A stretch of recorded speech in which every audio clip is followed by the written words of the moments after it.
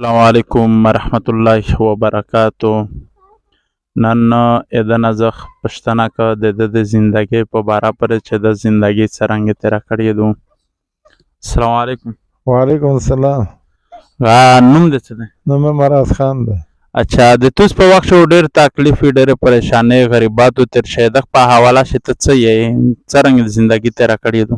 هغه همداسې تېره کړه وروره چې دیني زندګي بالکل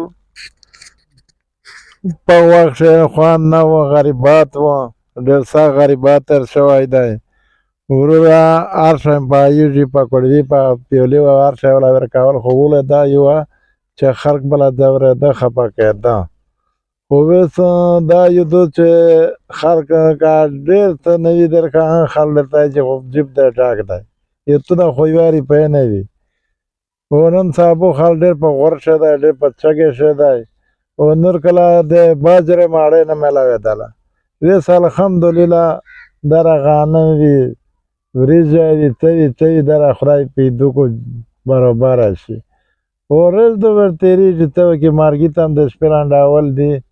نور داسې نه وي زاړه شتانه چې وایي، خو په مې ډېر غریبات تېر شوی دی.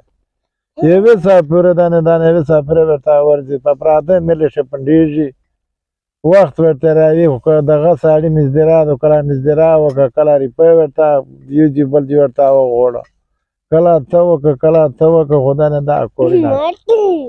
اچھا تو ایشون خو په ویلې وي، ایشون خو د لېږدلې وي، د ایشون په باره پر څرنګه زندګي دور وه؟